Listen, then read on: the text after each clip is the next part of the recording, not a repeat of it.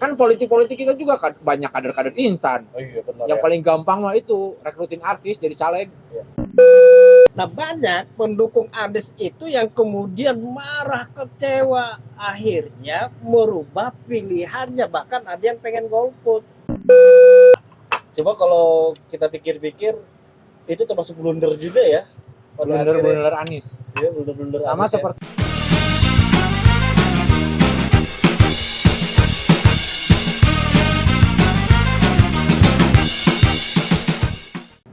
Selamat datang di episode Rafat Penting. Perbanyak ngopi, perkuat opini. Masih bersama rekan saya yang paling ganteng. Sini dong, berarti kamera saya di sini. Rama Irawan. Iya. Di sebelah kiri saya adalah Ridwan Muhammad, pemimpin redaksi Pojok 1, bosnya Metropolitan.id. Dan ini adalah episode kolaborasi. Dan channel ini juga channel yang dibangun berdasarkan kolaborasi untuk memperkuat opini. Dan jangan lupa ngopi. Ngomong-ngomong soal kopi, enaknya digunting atau digiling?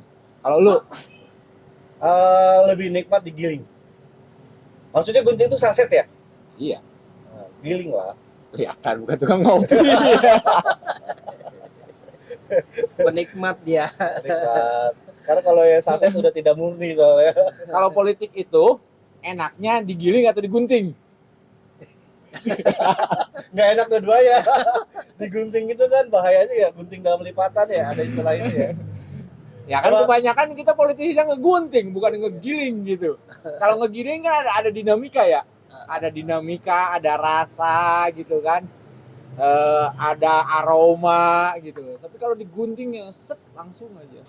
Jadi produk-produk instan.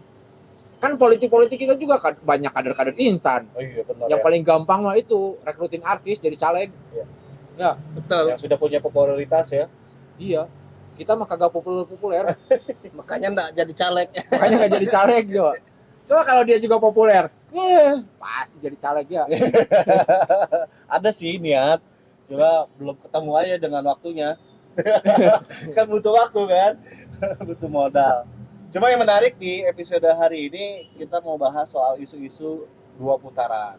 Ini kan lagi rame nih, lagi ngehit. Sampai ada salah satu lembaga survei yang melakukan survei. Namanya apa? Namanya Survei itu Starpoll ya. namanya banyak banget tuh survei itu. Ya, lembaga survei yang ada di sebelah Anies atau misalnya sebagai Afiliasi. pendukung afiliasinya Anies itu mengatakan bahwa tidak mungkin satu putaran.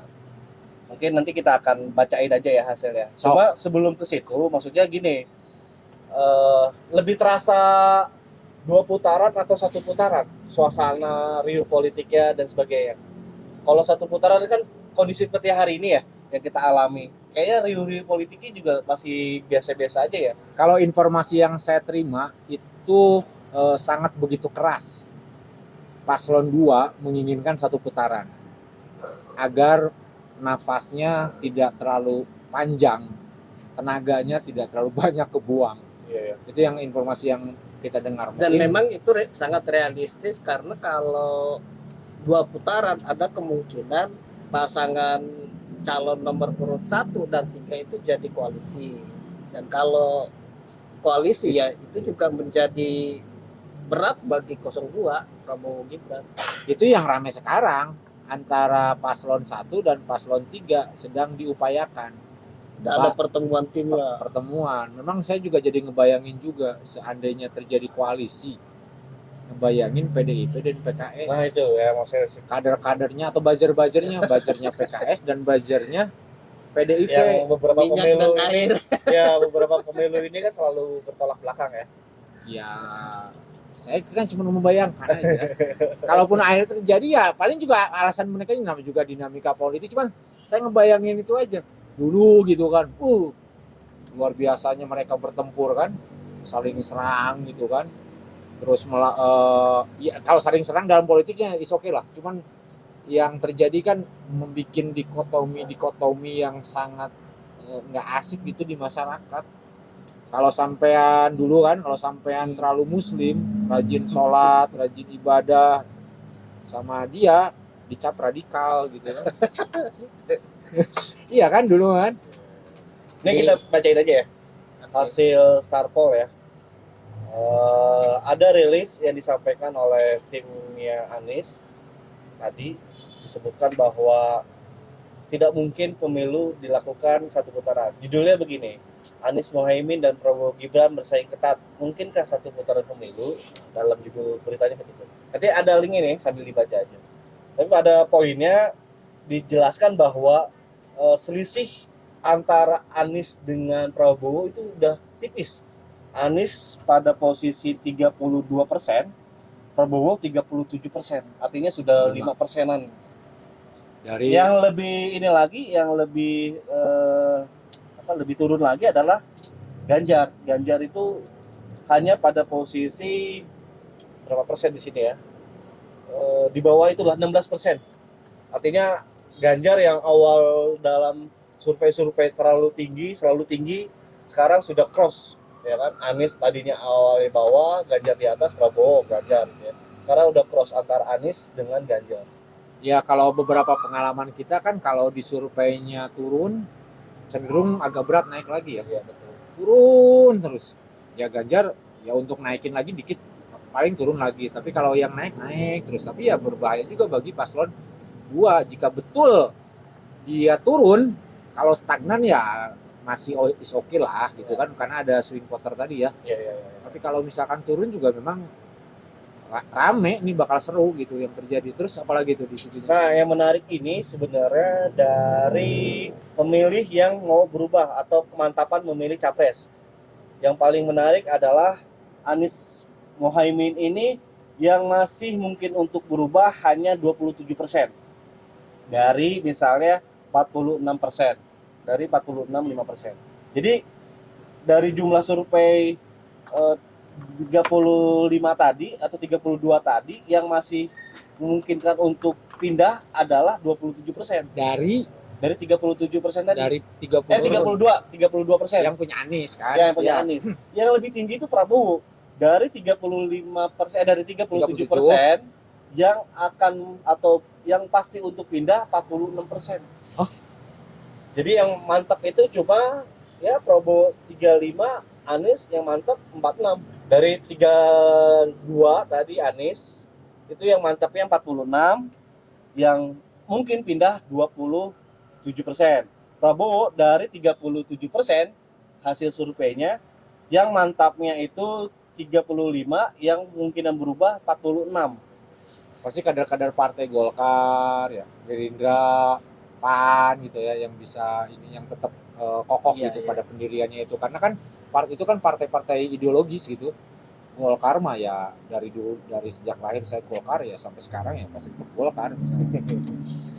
Apalagi mereka lahir juga dari umumnya juga dari Golkar juga.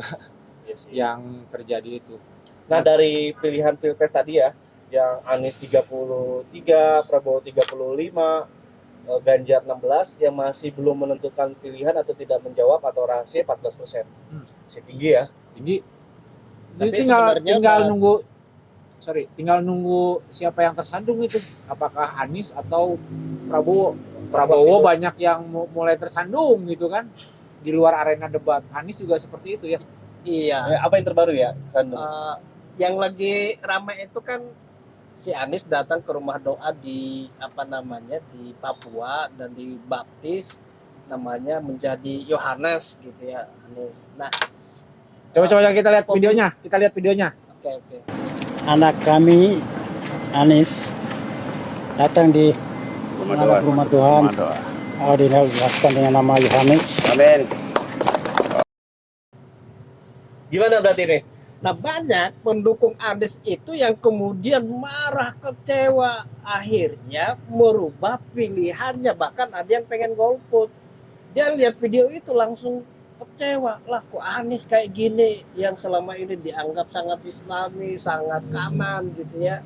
Tetapi kok tiba-tiba seperti ini, ya sudahlah nanti kalau saya ikut memilih sudah untuk capres, saya golput. Saya akan memilih anggota DPRD saja, DPR RI dan DPD. Kalau DPD kan jelas ya 34 pilihan kita ya.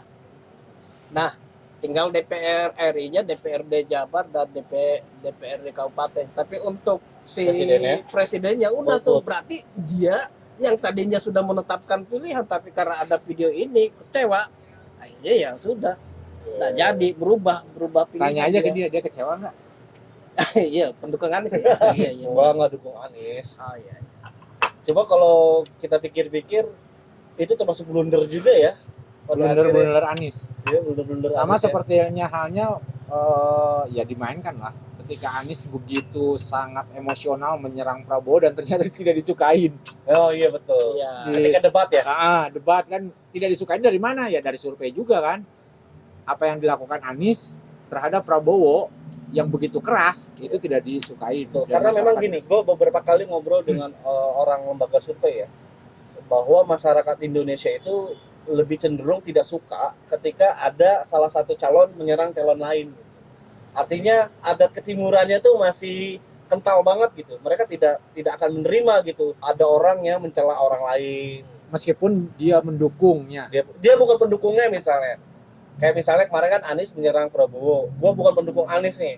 Tapi karena melihat karakter Anies yang begitu ofensif terhadap Prabowo, gue menilai, wah ini jangan kayak gini lah calon misalnya gitu.